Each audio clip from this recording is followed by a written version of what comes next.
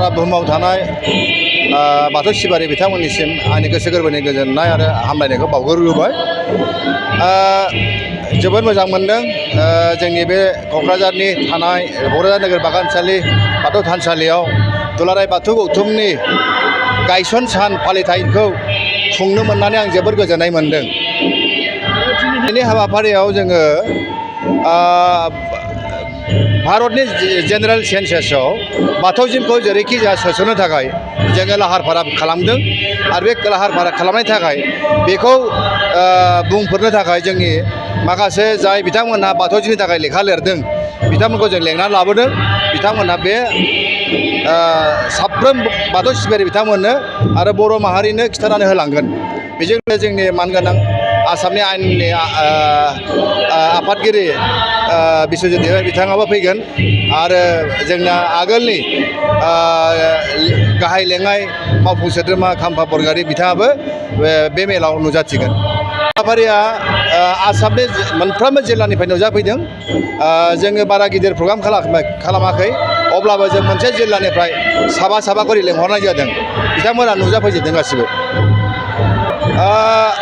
आं सानो बे गौथुमनि थाखायनो दुलाराय बाथौ गौथुमनि थाखायनो बर' हारिनि बे जिथु बाथौ सिबिनाय जिथु सिस्टेम बे डिसिप्लिन जानानै फैदों।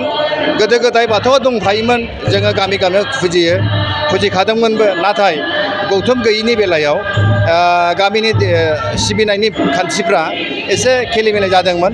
नाथाय दुलाराय बाथौ गौथुमा जेब्लानिफ्राय 1992निफ्राय जेब्लाखि जोनोम जायो अब्लानिफ्राय बाथौ सिबिनायनि सिस्टेमफ्रा एसे डिसिप्लिन जाबोदों।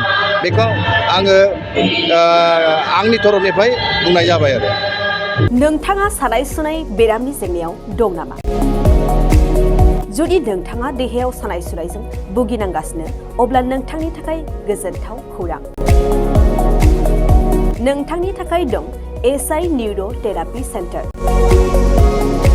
बे थेरापि सेन्टाराव नोंथाङा गोरलैयैनो सानाय सुनाय बेरामखौ फाहामथाय लानो हागोन।